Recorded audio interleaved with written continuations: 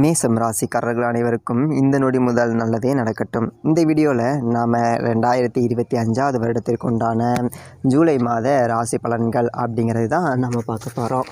விஸ்வாவசு வருடம் ஆனி மாதம் 17ஆம் தேதி முருகப்பெருமானுக்கு உரிய செவ்வாய்க்கிழமையில் மிதுன லக்கணத்தில் திருவோணம் நட்சத்திரம், பெருமாளுடைய ஒரு நட்சத்திரமான திருவோணம் நட்சத்திரத்தில் இந்த ஜூலை மாதம் அப்படிங்கிறது பிறக்குது. இந்த மாதத்திற்குண்டான கிரக நிலைகள் அப்படிங்கிறத நம்ம துல்லியமாக பார்க்கணும். அப்போ தான் இந்த மாதத்தில் நீங்கள் என்ன செய்யலாம், என்ன செய்யக்கூடாது, உங்களுடைய எண்ணங்கள், உங்களுடைய நோக்கம், குறிக்கோள் இதெல்லாம் நிறைவேறுமா அப்படிங்கிறத சரியாக கணிக்க முடியும். இன்னொரு முக்கியமான விஷயம், தனிப்பட்ட முறையில் ஜாதகம் பார்க்க இந்த வாரத்துக்கான அப்பாயின்மெண்ட் ஃபிக்ஸ் பண்ண சொல்லி நிறைய பேர் கேட்டிருந்தீங்க. இப்போது ரூபாய் 299 ரூபாய்க்கு தெளிவாகவும் விளக்கமாகவும் ஜாதகம் பார்த்து தரவங்க. தாழ்மையான வேண்டுகோள், இந்த நம்பருக்கு ஃபோன் கால் அல்லது வாட்ஸ்அப்பில் கூட நீங்கள் கேட்டு அவங்களுடைய அப்பாயின்மெண்ட் அப்படிங்கிறத ஃபிக்ஸ் பண்ணிக்கலாம். உங்களுக்கு தேவையான அனைத்து டீட்டெயிலுமே நம்ம டீமில் இருக்கிறவங்க கொடுத்துருவாங்க. அப்பாயின்மெண்ட் டேட் மற்றும் டைம் ஃபிக்ஸ் பண்ணதற்கு பிறகு அந்த நேரத்தில் நான் உங்களுக்கு ஃபோன் கால் பண்ணி ஜாதகம் பார்த்து பலன்கள்ங்கிறது சொல்லிடுவேங்க. ஜஸ்ட்டு நீங்கள் வாட்ஸ்அப் அல்லது ஃபோன் காலில் உங்களுக்கான டவுட் அப்படிங்கிறத கிளியர் பண்ணிக்கலாம். சரிங்களா? உங்களுக்கான அப்பாயின்மெண்ட் டேட் மற்றும் டைமை ஃபிக்ஸ் பண்ணிக்கலாம். அப்புறம் நிறைய பேர் கேட்குறாங்க எவ்வளோ நேரம் ஆகும்னு சொல்லிட்டு. ஃபஸ்ட்டு நம்ம உங்களுடைய ஜாதக கட்டத்தை பார்த்துட்டு ஜனனகால பலன்கள் அப்படிங்கிறத சொல்லிவிடுவோம். அதாவது இந்த ஜாதகக்காரங்களுடைய வாழ்க்கை எப்படி இருக்கும், கேரக்டர் எப்படி இருக்கும் அப்படிங்கிறத சொல்லிவிடுவோம். அதுக்கப்புறம் கோட்சாரத்தின் அடிப்படையில் கடைசி ஒரு 2.5 வருஷம் எப்படி இருந்துச்சு, எதிர்காலம் வரக்கூடிய 2.5 வருஷம் அதெல்லாம் எப்படி இருக்கும் அப்படிங்கிறதெல்லாம் பார்த்துடலாம்.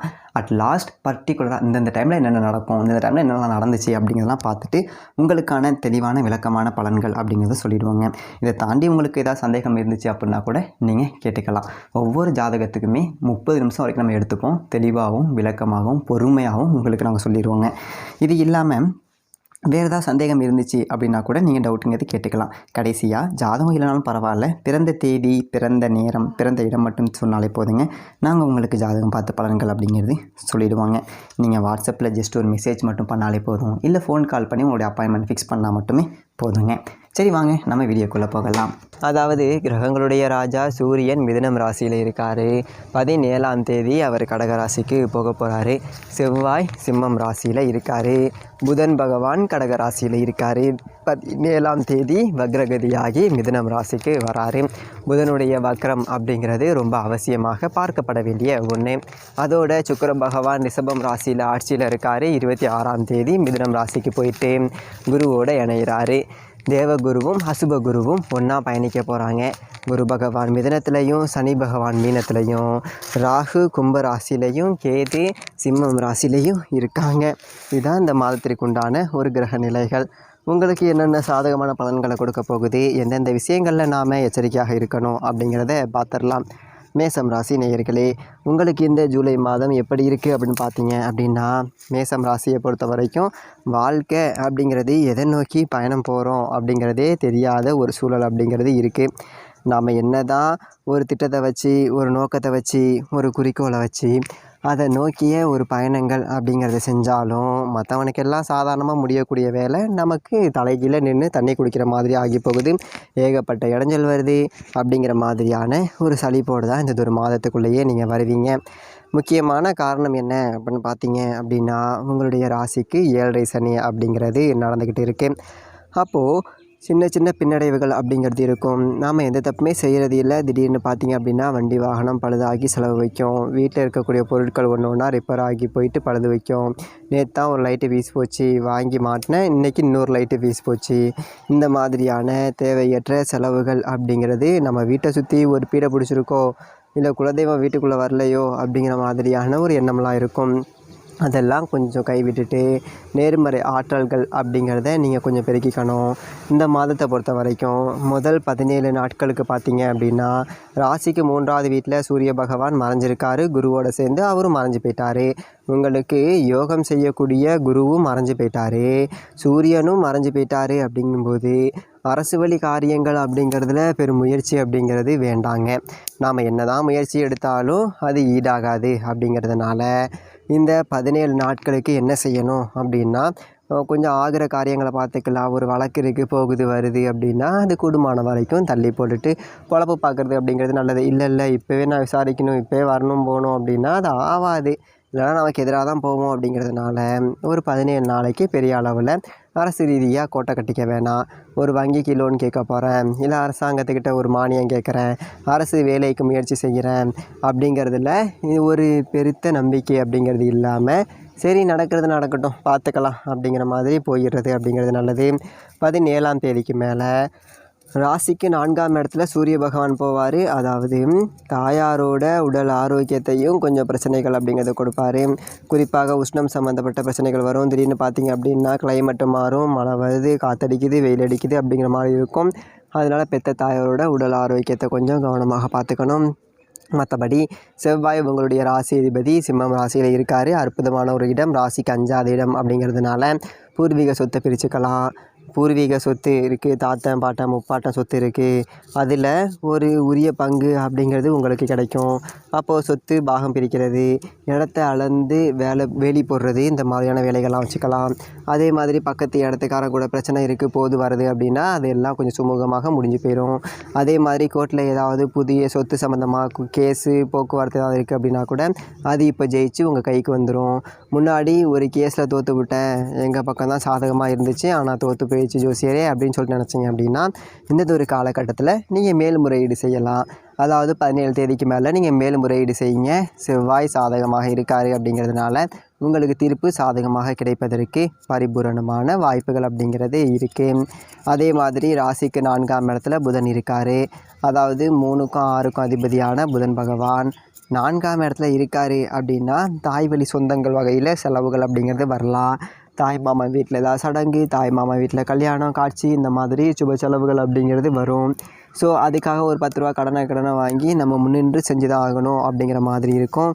அதனால் எப்போவும் காசு பணம் கொஞ்சம் தயார் பண்ணி வச்சுக்கிறது அப்படிங்கிறது நல்லது. 17ஆம் தேதி மிதுனம் ராசிக்கு புதன் பகவான் வக்ரகதியாகி வராரு.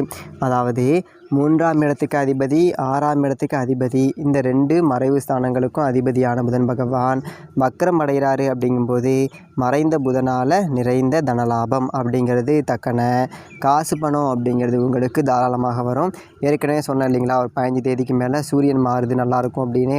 அதே 17ல் புதனும் மறைகிறாரு. அப்படிங்கும்போது கடங்கண்ணி எல்லாமே அடைச்சிடலாம். குறிப்பாக பார்த்தீங்க அப்படின்னா நகை ஒன்று வச்சுருக்கேன் பேங்க்கில், அதை போயிட்டு மூட்டுட்டு வரணும், கையில் காசு இல்லை, வட்டி கட்டிட்டேன், போகிறதா வரதா ஓட்டு வந்து கிடக்கு அப்படிங்கிற மாதிரி இருக்கிறவங்களுக்கு எல்லாமே ஒரு அடகு வச்ச நகைகள்லாம் மீட்டு வந்து வீட்டில் வைக்கலாம். அந்த மாதிரியான ஒரு யோகம் அப்படிங்கிறது கிடைக்கும்.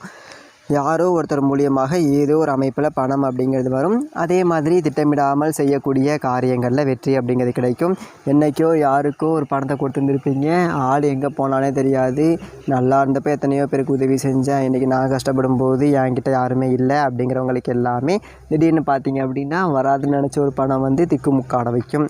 அதே மாதிரி என்றைக்கோ ஒரு இடம் வாங்கி போட்டேன், இன்னும் கையில் காசு இருந்து வாங்கி போட்டேன், அது எப்படி இருக்குன்னு கூட போய் பார்க்கல அப்படிங்கிறவங்களுக்கெல்லாம் இப்போ பார்த்தீங்க அப்படின்னா அது பல மடங்கு விலை உயர்ந்து போய் நிற்கும்.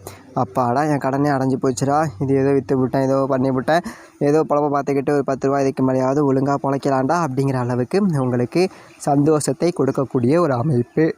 அதே மாதிரி சுக்கிர பகவான் உங்களுக்கு சாதகமாக இருக்கார். இந்த மாதம் முழுக்க ரிஷபம் ராசியில் சுக்கிரன் ஆட்சி பெற்று உட்கார்றாரு.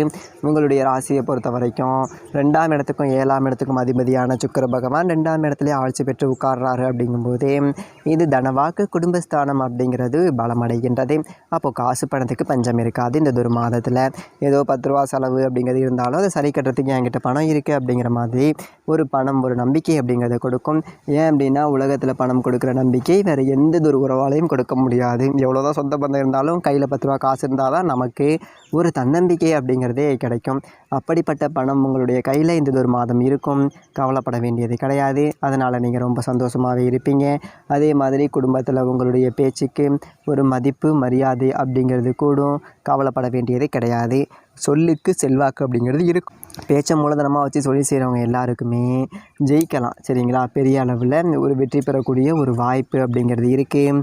அதோட முக்கியமான ஒரு விஷயம் என்னன்னு பார்த்தீங்க அப்படின்னா 7ஆம் இடத்துக்கும் அவர் அதிபதியாக இருக்கார். அவர் வந்துட்டு தனம் வாக்கு குடும்பஸ்தானத்தில் இருக்கார். அப்படிங்கிறதுனால சிலருக்கு மனைவிக்கு வேலை கிடைக்கக்கூடிய ஒரு வாய்ப்பு இருக்குது. திருமணம் ஆகாதவர்களுக்கு திருமணமாகக்கூடிய ஒரு வாய்ப்பு இருக்குது. மனைவிக்கு வேலை கிடைச்சி அவங்க மூலியமாக ஒரு 10 ரூபா உதிரி வருமானம் அப்படிங்கிறது வரும். சில பேருக்கு மனைவி வழி சொத்து சேர்க்கை அப்படிங்கிறது கிடைக்கக்கூடிய ஒரு வாய்ப்பு அப்படிங்கிறது இருக்குது. அதே மாதிரி மற்றபடி கிரகங்கள் எல்லாம் பார்த்தீங்க அப்படின்னா குரு 3ஆம் வீட்டில் மறைஞ்சு போயிட்டார். பெருசாக அவரால் ஒரு 10 ரூபா லாபம் அப்படிங்கிறது இல்லை. அவருடைய பார்வை அப்படிங்கிறது உங்களுக்கு நன்மைகள் அப்படிங்கிறத செய்யும். அவருடைய பார்வை ராசிக்கு 7, 9, 11ஆம் இடத்துல விழுகுது. அப்படிங்கிறதுனால இந்த இடம் எல்லாமே புனிதமடையுது. கவலைப்படாதீங்க. வாழ்க்கையில் மறக்க முடியாத ஒரு மாதமாக இந்த மாதம் இருக்கும். காசு பணம் புழங்கக்கூடிய ஒரு மாதமாக இருக்கும். சுக்கிரன் உங்களுக்கு அற்புதமான பலன்களை கொடுப்பார். செவ்வாய் ராசி அதிபதி அற்புதமான பலன்களை கொடுப்பார். சூரியன் மாதத்தோட பிற்பகுதியில் ஒரு அற்புதமான பலனை கொடுப்பார். அதனால் மறக்க முடியாத ஒரு மாதமாக இருக்கும். மாத தொடக்கத்தில் கஷ்டம் நஷ்டம் காசுக்கு பஞ்சம் அப்படின்னு தொடங்கினாலும் கூட மாதம் முடியும் போது ஒரு 10 ரூபா கையில் மிச்சமாக இருக்குது அப்படின்னு சொல்லிட்டு சந்தோஷமாக சொல்லிக்கக்கூடிய அளவுக்கு ஒரு நல்லதொரு மாதமாக இருக்கும். இருந்தாலும் 7.5 சனியோட ஆதிக்கம் அப்படிங்கிறது இருக்குது. அப்படிங்கிறதுனால சனிக்கிழமைகளில் சனி பகவானுக்கு எள்ளி எண்ணெய் தீபம் அப்படிங்கிறது ஏற்றுங்க. மாற்றுத்திறனாளிகளுக்கு உங்களால் முடிஞ்சது உதவிகள் அப்படிங்கிறத செய்யுங்க. ஜூலை மாதம் நல்லதொரு மாதமாக உங்களுக்கு இருக்கும். மேசம் ராசிக்காரர்களுக்கு எல்லாம் நல்லதாகவே அமையும். நன்றி, வணக்கம். மேலும் தனிப்பட்ட முறையில் ஜாதகம் பார்க்கணும் அப்படின்னா கீழே இருக்க நம்பருக்கு கான்டாக்ட் பண்ணுங்கள். தெளிவாகவும் விளக்கமாகவும் பொறுமையாகவும் ஜாதகம் பார்த்து பலன்கள் அப்படிங்கிறது சொல்லப்படும். நன்றி, வணக்கம்.